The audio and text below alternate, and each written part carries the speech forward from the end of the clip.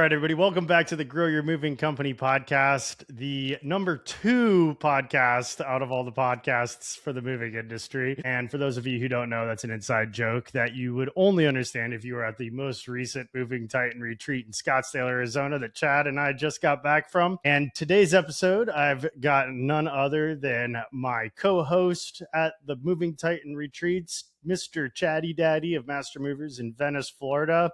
And we want to do a little recap on some of the takeaways that we learned at the most recent event. We had a group full of amazing moving company owners. I think we had about 34 people in the room, businesses all the way from $30 million plus all the way down to people that are just starting out looking to make their first $1 million in this business. And I learned something from each and every person. And it's really interesting when you get in a room with people of all different sizes. You know, sometimes the big guys, they're so removed from a lot of that hustle and grind and grassroots stuff that you can actually teach them some things if you're just starting out and forced to hit the ground and get boots on the ground and utilize some of these grassroots things. But I know personally, I had some amazing takeaways that we've already started implementing. We have it structured into 7-day implementations, 30-day implementations, 90-day implementations. And I'm curious to hear what some of Chad's were, and I'll disclose some of mine as we get into it. But welcome to the podcast, Chad. A long time no talk. Hey, thanks, Wade.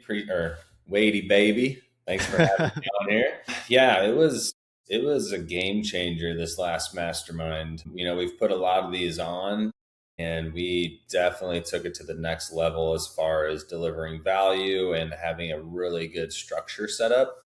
I'd like to run through that a little bit.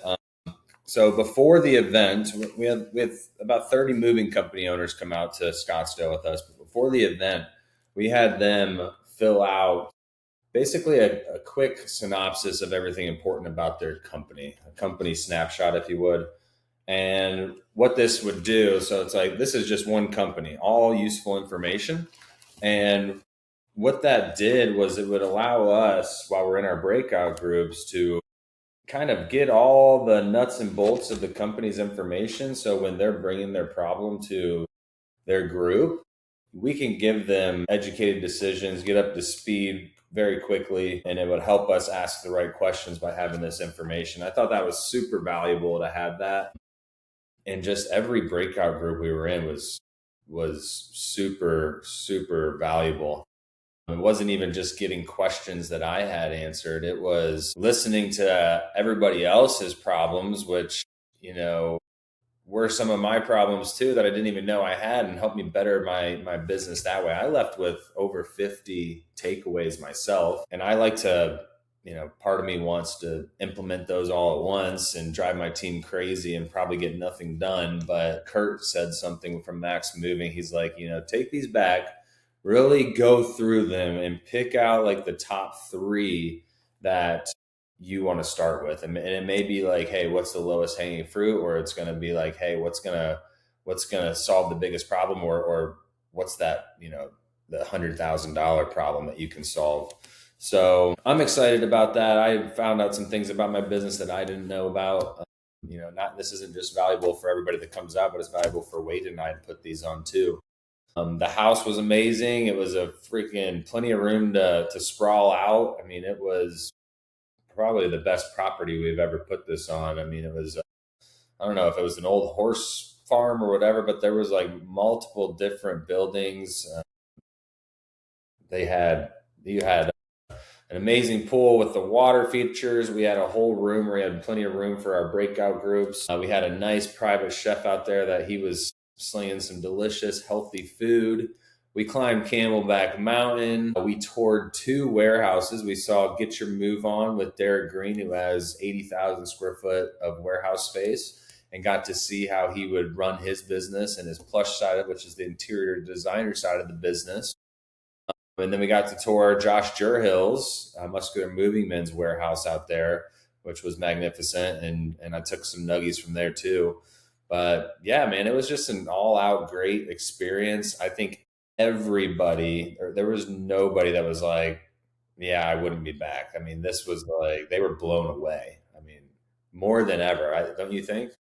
Oh, yeah. I mean, I heard great feedback from everybody. And Well, I think one of the valuable pieces of it too was our breakout groups, where we had basically 30 people broken into 6 groups that rotated, and we did 6 rotations, so 5 people in each group, and we got to talk to pretty much everybody at least once in those groups, new faces in each one. We almost broke Claude trying to figure out the combinations and permutations to make it that way. But what I really liked about that was that we were able to come up with our biggest problems, our biggest bottlenecks, the hurdles that we're trying to get through, but also some ideas that we found that have worked for us that we wanted to share with the group. And the vulnerability and the transparency that this group brought really opened up a lot of amazing conversations. And I'm pretty confident that everybody had their problem solved. In fact, some of the feedback we got was that a lot of people had their problem solved by the time we got to day 2 with the breakout groups. And then that turned into whole other conversations with coming up and brainstorming new ideas. And I took away just as many. I made notes all in my Titan war chest. And what was great about the war chest is that we could get a company snapshot of each person in those groups and figure out, what size they were, what they thought they were doing well, how their organizations were structured, what the biggest things that they were trying to work on were, what questions they had. And so we had all that drawn out from the questionnaires that we had sent out before the event. And it was really easy to just flip to the page of the person that was speaking and really get essentially a deep dive into their business right off the bat. So we didn't have to spend too much time like trying to find out about their businesses. And some of the people we were able to just identify immediate things right away. Like, are they doing direct mail? It was actually kind of surprising to see how many people weren't doing direct mail with USA Home Listings or one of the other vendors that offer those services. And USA Home Listings is an awesome sponsor of this show, and they just rolled out a lot of really new, exciting updates on their platform. And some of those guys that were struggling to get to $1 million, I asked them if they were doing direct mail, and they said no. And I said, well, there's your $1 million right there.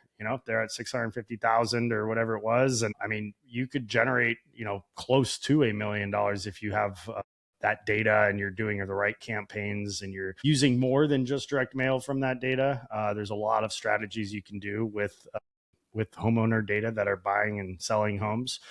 So, that was awesome to feel like we were actually able to help people get past those milestones and giving them the information that they may have needed. And it went deeper than like a podcast or a conference. A lot of people listen to this podcast, they listen to Mark's podcast, some of the other podcasts out there that are probably better than mine, but that's an hour-long conversation and sometimes less depending on which one you're listening to. And the conferences are great. Those are 2-day events where you have speakers, but it really only gives you enough to cover the surface level problems and not those unique challenges that are specific to your business and your market, and kind of go even deeper on the nuances that everybody deals with. And one of the biggest things I learned is that every market really is so different.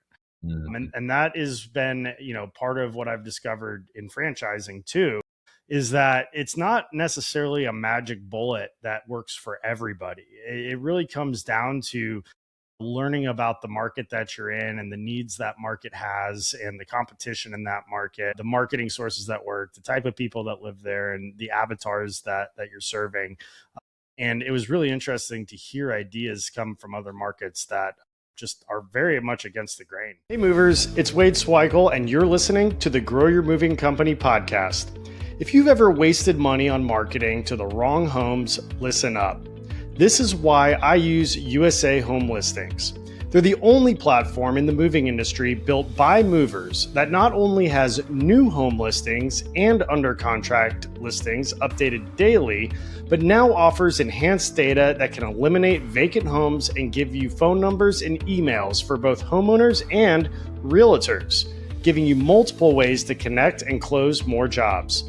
Their vacancy AI tool removes empty homes so there are no more wasted mailing efforts, and their Tier 2 data takes it further, providing highly accurate contact details for both homeowners and realtors for email, phone, and social outreach. The result? Higher conversions, stronger ROI, and more book jobs with less spend. Check out usahomelistings.com because it's where real movers get real leads. But Chad, what were some of the takeaways? You have over 50 of them. We obviously can't get to all of those today. But what were some of the big ones? So I kind of have been filtering them out through the week of which ones we're going to start with. A big one was looking at your labor percentage weekly. We look at ours bi-weekly, and I know a couple guys there look at it weekly. So we are really digging into that. That's good. Proud of you. No, but we're digging into that, and yeah, that's kind of been a struggle for us this year. Is the labor percentage has jumped up to 30%, which we're usually sitting around 25 to 27, and we're deep diving that now as a per job basis, and we're really looking at our unbillable hours and finding out if those are justifiable or not. So we're really digging into that. That's a biggest probably one of our biggest opportunities to help the bottom line. We're going to start doing some flat rates on moving. We used to do it, and we stopped because when we would run the report, we would realize, man, we're just losing big time on these. We missed out on like 20% of revenue by doing flat rates, but now we measure our estimate accuracy on a weekly basis, and it's dialed in. I mean, we're within 50 or $100 on average across the board for each rep. So that makes sense. Now we should be able to flat rate. And then with the flat rate, you get a lot more operational flexibility. The customer's not expecting 2 guys to show up or 3 guys to show up. They just know, hey, it's going to be this price. And now my ops manager can have a little more flexibility with the schedule. If some guys don't show up, or he can over schedule guys to put them on that job and get it done quicker. So we're going to start Train doing guys. that. You can send out extra guys for training, to run Yeah, boxes. exactly. Let's see. What are you doing to make those estimates so accurate? I'm just curious. We just got our formula down. So basically, it's like 50 cubic feet per hour per mover is what we do. And we go out and look at most of our estimates. We do. I mean, if we can go look at it, we will, just because our conversion rate's a lot better. We're doing some virtuals. We're asking the right questions. We're very detailed on, like, I think a big one is the notes. It's like, what is the customer promising you that they're going to do, and what are you promising the customer? Lay that out in the notes exactly, and ask the right questions. Like, we're so very detailed. We used to use Movebees, and they actually fired us one time because we'd be on them all the time because we need more information. We need more information. So live or die by your notes, and then really have your movers trained to where if that scope of work does change, they're ready with a change of initial agreement, letting the customer know, like, hey, this wasn't part of the scope of the work. I need you to sign here for this, this, and this, because the move could take longer.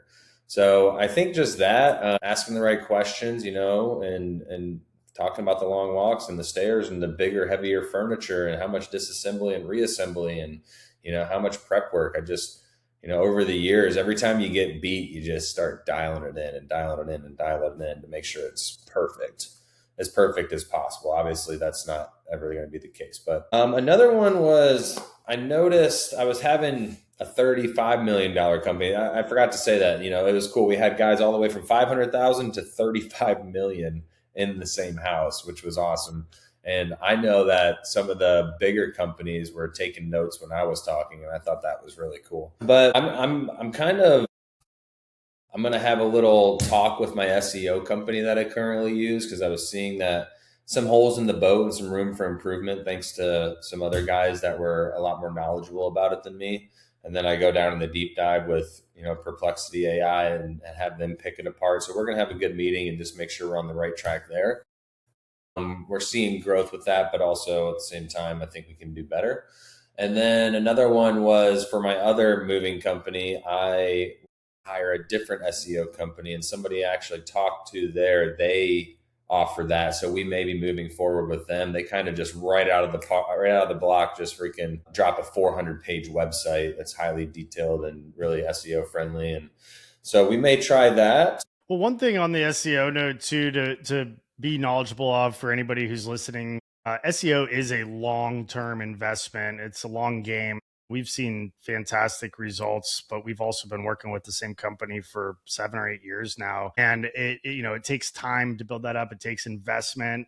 Anybody who doesn't do SEO currently, I recommend you start. However, don't expect instant results. Like Google paid ads or LSA can take a couple of years. And AI is really good at telling you, what you need at a general surface level, but without getting into the back end of your site, a lot of times it can't tell you the schema markup and the metadata and a lot of the things that are really good. So, AI can be a very helpful tool, but it's not an all-in-one diagnostic to tell you exactly how your site's doing. There are tools for that. There's Ahrefs and there's several other ones, but just a general LLM is mainly going to look at your site. It's going to look at some of the content on your site, and it's going to just give you best practices that it scrapes from across the internet. So it's a good tool. It's a good conversation block, and it's a great way to educate yourself on what good SEO looks like, to talk with your SEO provider on. But just keep in mind, it's not an internal diagnostic tool like some people may think it could be. So just a word of caution there, but also it helps you with a lot of ideas and things that can give you that foundation when you're interviewing SEO companies, because SEO companies will always tell you what you want to hear when you're talking to different ones, and they'll tell you what's right, what's wrong, what's working, what's not, and they'll try to sell you on it. And it's really important that you actually understand SEO when you're interviewing SEO companies to make sure that you get the right one. Mm-hmm. Yeah, that's a good point. The next one is, I mean, it's so simple, and I can't believe I didn't think of it before. These are the ones I really love, but it's any move under 5 hours, you schedule it from 12 to 5 or first available. And this gives you so much flexibility on your calendar. So if it's a 5 hour or plus, you give them the morning slot. The rest, hey, yeah, it's 12 to 5 or first available. And our hope is we're going to come to you at 8 a.m. But just be ready, and we'll call you and we'll let you know the day before a little bit better idea of what it's going to be. But that gives you so much more operational flexibility. You can now schedule extra guys, and if they all come in, great. Now you can move some of those smaller jobs forward and stack those. And if not, you got your short on guys, that gives you a 9 hour window to get to that 12 to 5 job. Mm-hmm. To figure it out. I thought that was freaking gold. Shout out to Chris Knowles on that one. Hopefully we're Yeah. all talking about this stuff. I know we signed an NDA. I've got to be a little careful here. Yeah, well, NDA on people's specific company performance and whatnot, but I think the general takeaways, you can keep people anonymous, but that's a big one, because I've seen, how many times have I and anybody who's listening probably tied up a truck on a small move that dispatches at 8 a.m. and you block off that truck for the day and it's back at the shop by 11 or 12. I mean, that truck should be making you money all day. So those small little ones, a lot of people have big minimums because they block off a truck for a whole day. But if you can stack those smaller things, maybe it's just a washer and dryer pickup and delivery, or maybe it's a 1-bedroom apartment, 2-bedroom apartment. Those shouldn't be tying up trucks all day. Those should be stacked on top of one another, so you can get 2, 3, even 4 jobs out of it. And if that truck's not making you at least $1,000, I mean, ideally at least $2,000 a day, or even more, then that truck's not being put to use as efficiently enough. A truck should be bringing in $40,000 to $50,000 per month. So when you're looking at when to get another truck, take a look at your revenue or your business that you're turning away. You can run reports on your opportunities that didn't book and see why they didn't book. And if it was because you were booked and your trucks aren't making $40,000 or $50,000 or more a month, then you can start to pick apart the scheduling issues that may be there. And one of the big ones, I'm glad you brought that up, was that one of the takeaways I had was to start doing confirmation calls 3 days in advance, and to ask the questions, click on the Zillow link, make sure the estimate's accurate, that they have all the information, having a script for those confirmation calls to make sure that you have the correct information so that your estimate is more accurate.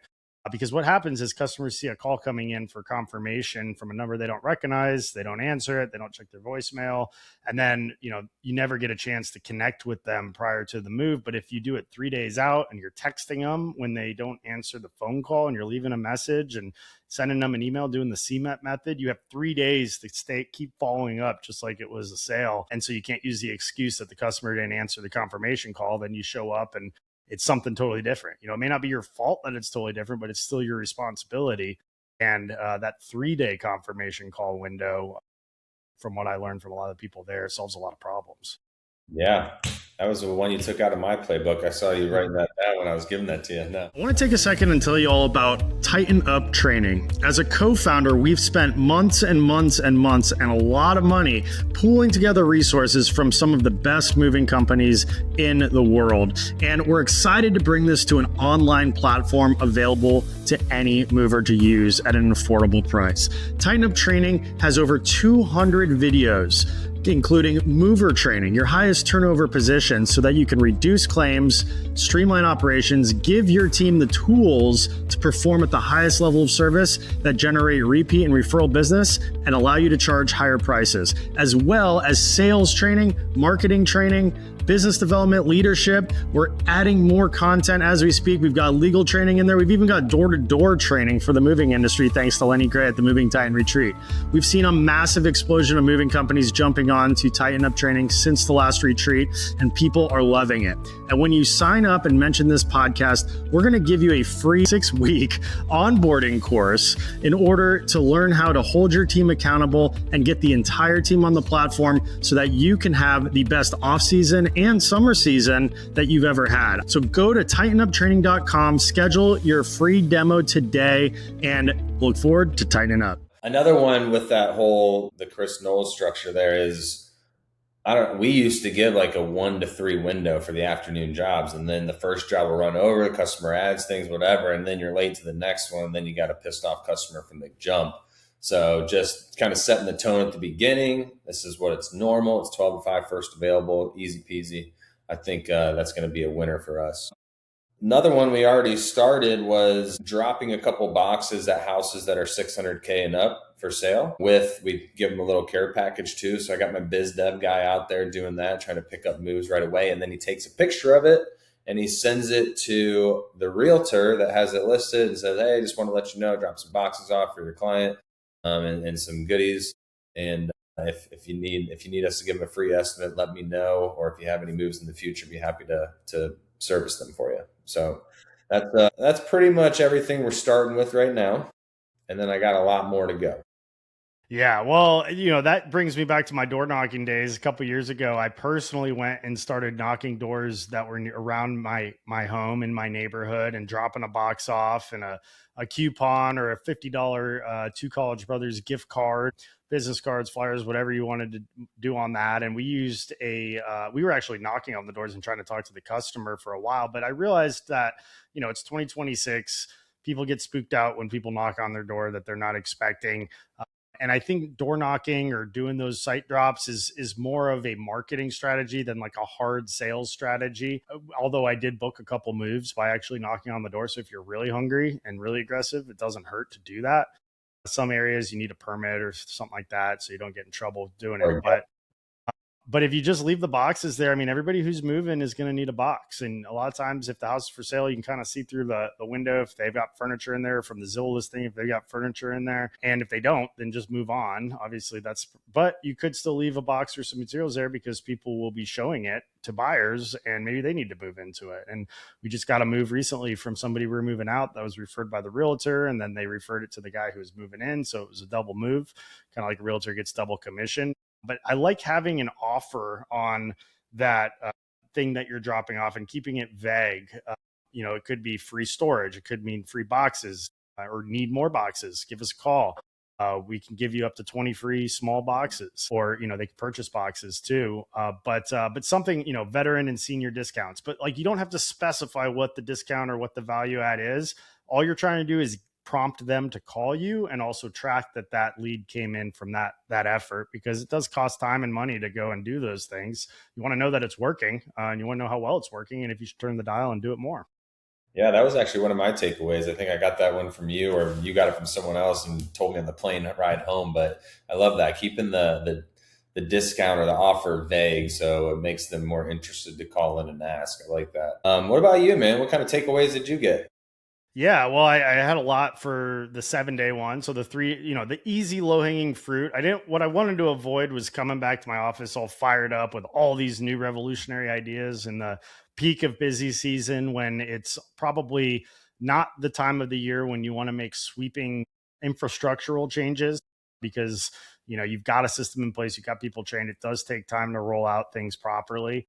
But the low hanging fruit we've started to implement right away. So the 3-day confirmation calls was a big one. And I think that's going to solve a lot of estimate accuracy problems. Also getting a warehouse associate to come in at 5, 6 in the morning to prep the trucks in advance, and then staggering dispatch 15 minutes apart so that only 2 trucks are dispatching every 15 minutes allows the dispatcher or the ops manager, whoever you have, sometimes both on busy days, to be able to give that crew attention, brief them on the job. They've got the info in their crew app, make sure that they fully understand what needs to be done, do a little prep huddle. Maybe that crew caused the claim recently, you want to do a little quick training on, or this customer needs some special attention here or has a high value item there. And by staggering it out 15 minutes apart, you can give them that attention before they roll out, as opposed to sending 13 trucks out all at the same time. Everybody's standing around, waiting on direction, looking for the materials that they have to pull. And then you don't really have a chance to run through their day with them and get them mentally prepared. And getting somebody there early in the morning. One of our big struggles over the last year, we just ordered like $10,000 in pads and materials. And I was like, where the heck did all of our pads and equipment go from last year when we were just as busy? And we had this stuff. And I realized inventory management was something that we really have to tighten up. Pads get left behind, stretch wrap, tape, materials even get left behind. I mean, just found out yesterday that we only have 1 piano board when I know at one point we had at least 3 or 4 of them. So that's a little concerning, and those are not cheap to replace. So getting that warehouse associate in to come in early, maybe they work until 2 p.m. that day because they get in really early, or 3 p.m. or whatever it is. And getting each truck the materials and the equipment that it needs, making sure that it's clean from the day before, which the crew chiefs are supposed to be returning the trucks back clean.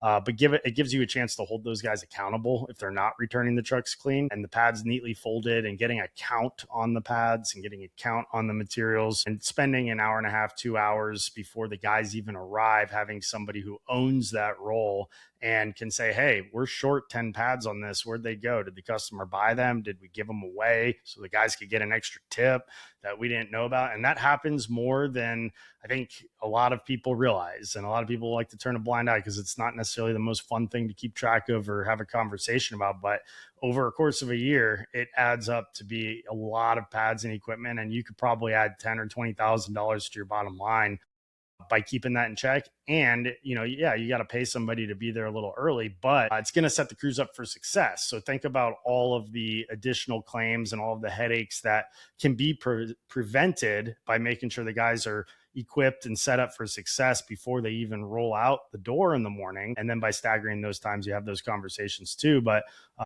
a lot of claims can be prevented that way. A lot of material loss and slippage can be prevented that way. The crews are happier, so you're going to have less turnover because they're set up for success. People tend to want to be successful in whatever it is they're doing, and that helps to maintain the culture and the crew members, and all those things add up to way more than justify the couple hours a day and cost that you have to pay somebody to come in and own that role. So those were some really big ones that I can roll out right away. Some of the longer term ones, I'm going to get a Manny the mannequin, like Josh had at his warehouse, where we dress it up in the company uniform and have that displayed in the front office for the movers to see every day what the uniform needs to be. Because I'm sure we're not the only one where guys, they sometimes wear the wrong shorts, or they wear the wrong, not a company branded hat, or they're wearing something they shouldn't be wearing, or they're not wearing something they should be wearing. And, just continuous reinforcement. One thing I noticed about both warehouses is that they had core values, they had operational processes, they had milestones, they had graphics all around their office, maybe pictures. Derek Green's office, I took a picture of what a properly prepped truck and what a properly prepped item, wrapped item, staircase, home protection. Like, there's pictures all around the office, and it's just that constant reinforcement to the guys. And it's impossible to not know this is how we do things here when all of that stuff is on display. So I thought that was really cool. Hey everybody, Wade here, and I've got an awesome game-changing announcement for you. Now, I know a lot of you guys are constantly asking, how do we get more leads? How do we get better leads? You're tired of spending way too much money for pay-per-click or buying leads or LSA, whatever it may be, only to get low-paying customers that become a headache with small moves, and you don't get an ROI on those jobs. Well, the exciting news is that our friends at Moversville have just launched a new product called the Realtor Referral Engine, where they not only get in front of realtors, but they command direct response, replies, and referred business. I'm super pumped about this, but don't just take my word for it. My friend Austin Yarborough over at Central Coast Moving and Lucky Day Moving and the Moving Army, I know he's got a bunch of them, just like me. That's why we're friends, has gotten over 40 direct replies from realtors in his first month of using the Realtor Referral Engine from Moversville. And then there's Scott with ABC Moving Systems. He's booked over $30,000 in work and made over 20 new realtor connections. What can an extra $30,000 a month do for your business? Here's what makes this kind of marketing different. These aren't just one and done jobs. These are realtors who keep referring large jobs, can introduce you to the other members of their brokerage, and then those moves can start referring more and more jobs. You have to stay front of mind though. So if you want to learn more about the Realtor Referral Engine by Moversville, head on over to moversville.com and book a quick 15-minute call with my friend Tim, who runs the place. He'll know exactly what your business needs to get set up. He can do it all to make sure that you're getting high ticket jobs at a fraction of the cost of other marketing sources. I think you're going to be happy that you did that. Don't sleep on this one. Go check out moversville.com. Look for the 15-minute intro call with Tim and report back with your results so that I can talk about them here on the show. Thanks for tuning in. Also really liked how they had cages for tools and equipment and materials so that they could keep track of what's coming and going.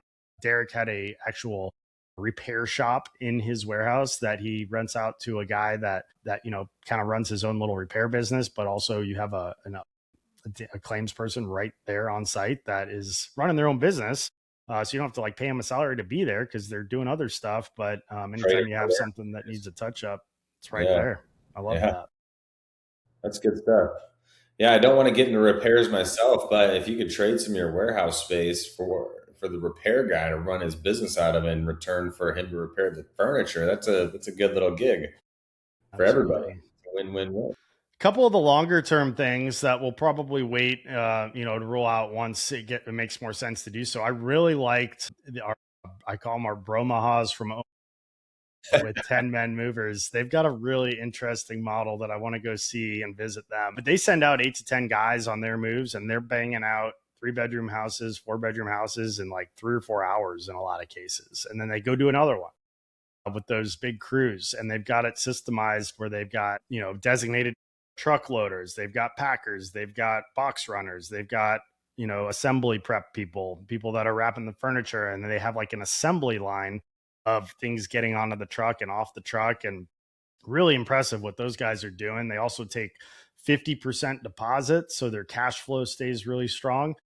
But on the other hand, we talked to Josh, he takes $1 deposits just to get a credit card on file and eliminate that barrier to booking and trying to make it as easy as possible. So, there's really not necessarily a right or wrong way to do it there, but like we've just been taking $100 deposits, which kind of don't accomplish anything. Like it's not great for cash flow to get $100 deposit, and there's still that barrier to booking by having to pay $100. Whereas $1, that's a lot less of a barrier to get the card on file. So I think both of those are really interesting concepts that I'd like to look more into rolling out. One for cash flow, two for ease of booking, and then trying out that formula with a lot more people than we would normally send out to a home to get it done, because the ideal clientele, their time is more valuable than their money. So you might come in at $800, $1,000 an hour, but if they're going to be in and out in just a few hours, as opposed to having a crew there all day or multiple days, that attracts that kind of customer that's willing to pay a lot more to get it done a lot faster. And I really think that's interesting. And then the billing port to port, typically we've done hourly plus a travel fee, plus fuel, plus materials, and there's all these different line items. But I'm trying to find a way to make it simpler to estimate jobs and start billing port to port, where the crew chief, if the truck's all prepped and ready to go when they get there, they just got to get the keys and go. then all of a sudden you don't have to pay your guys for all that dispatch time they spend standing around, going to gas stations, doing all this other stuff. If everything, trucks are fueled, you have an overnight service or an on-site gas tank come and fuel your trucks for you. Some of these places had convenience stores in the warehouse, or a vending machine with a company preloaded card that eliminates their need to stop and get breakfast. Love all that stuff. And basically they're calling the customer, and as soon as they call that customer, they're starting the job time, and then they stop it when they get back to the shop. And now all of a sudden you can keep your labor in check. And it makes booking a lot simpler to tell the client, it's just hourly, port to port, boom, done, or flat rate. Then you don't even have to do that. But you're saving on the guys because they're part of that billable time. I think those are all like more 90-day rollouts because they are a little more, you'd have to roll that out to get everybody on the same page and make sure that everybody understood, so that it's not just chaos, but all things that I'm looking forward to trying out. Yeah. I was actually thinking about this yesterday, and it's like, if I was to purchase a move from somebody, like, a flat rate is what I want. I don't want some fluctuating thing. I don't want to be surprised at the end of the job that, hey, sorry, it's just hourly, and this was unforeseen, and yada yada yada, and now it's $1,500 more. Like, how would you feel? Is that person going to recommend you to anybody or get you repeat referral business? I don't think so. So I really think dialing in the flat rate to where you don't lose, that's very important. You got to know what the heck you're doing. But I think like that's kind of where I want to switch to. Oh, it was the deposits. So I like both models, but what I don't like about the $1 deposit model is like, okay, we've had it before where we didn't charge deposits, and the people, there's nothing tying them to like, being yours, Right. going Like with your cancel, company. go with somebody else. Yeah, we've showed up and they're already gone and they didn't even tell us. We're like, what the heck, dude? We just dispatched the whole crew, so the $1, like at least $100, they don't want to lose $100. They feel tied to you a little bit. But, and I don't think it's that big of a barrier to entry for most people. I do like the 50% for the cash flow, especially with them, how they're doing big moves and big crews. And gosh, you got to think, if you're only doing 8 to 10 movers per crew, it's a lot of guys to keep busy, right? I mean, that's a kind of a niche thing. So there could be days where you only have freaking one job and you got 30 guys wondering, okay, why am I not scheduled? So, keeping the cash flow and maybe keeping some money in their pocket somehow in the downtime. He was telling me that if it was like a smaller thing, he would just send them out and then have the customer just pay them directly, for smaller jobs, just to keep money in their pocket. Because I know that's got to be probably the hardest part about running only 10-man crews is like, how do we keep everybody busy? I got 30 guys. Now I need at least 3 jobs a day, or shit, probably 6 jobs a day for a full day for those guys. I am interested. I want to go out there with you. I want to check that out.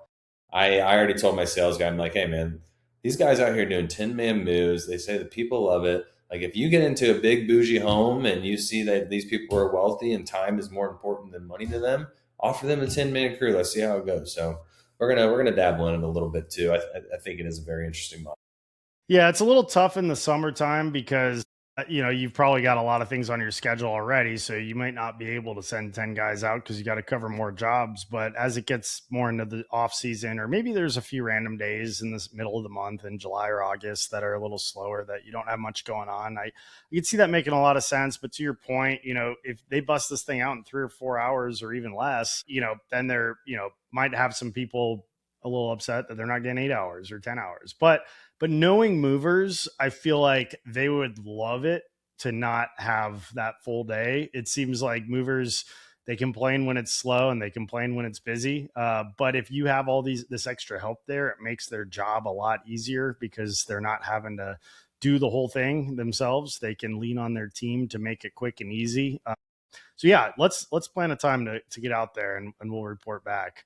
Something I just thought of about that is, because I was trying to think, I mean, what's going to be more profitable? And now that I'm really thinking about it, I'm like, okay, so like, but on every one of my jobs, we have a booking fee, we have, materials, we have trip fees and all this stuff. Like, you're not getting all those on the 10 different jobs a day. You're getting it once on the one job a day, the move coverage or valuation, So I don't know. It's an interesting model. I don't know. We'll have to see. We'll have to play with it.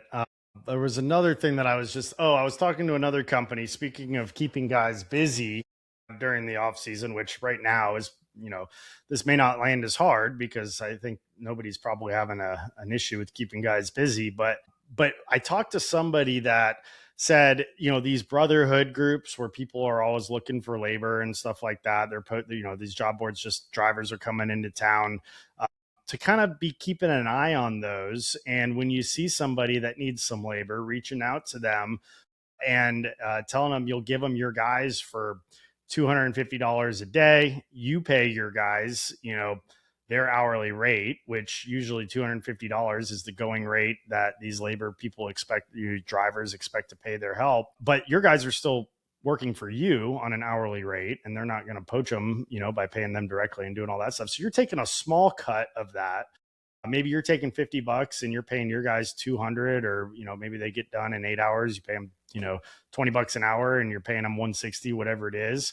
So you're getting like a small cut for your efforts, but it's keeping those guys busy during the slower times by picking up those little things to fill in the gaps during the slower times that people post in some of those groups. So I thought that was kind of an interesting way to keep guys working and not be losing money to just have them on non-billable time. So Yeah, I like that. I guess the only thing I would worry about is obviously, yeah, if you're going to still pay them hourly, maybe it wouldn't click for them, but them seeing, well, I can just like go on this Facebook page and make 250 a day instead of, this, but that's probably pretty inconsistent too.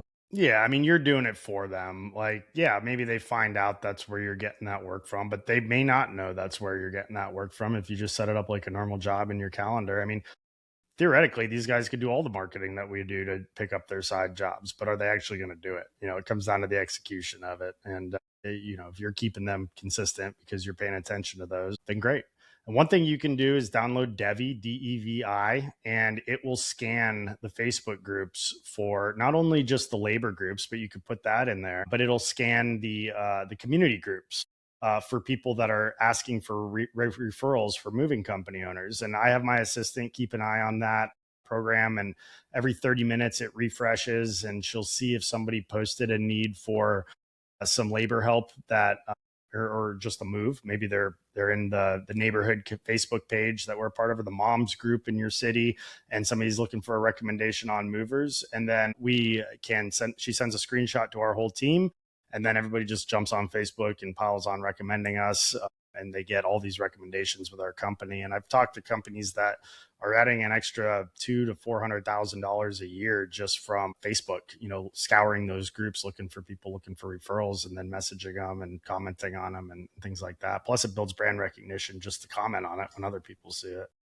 Yeah, there's definitely an art to that. I think having a good group of people that will comment on there, but then having somebody go in as you, the owner, and messaging them, and really having a real conversation with them, and seeing if you can give them a free estimate. Also, we have some cool little videos. One of like a long distance move of customer feedback, like a testimonial saying they had a great time moving with Master Movers from Florida to North Carolina. It was seamless. They did this and this.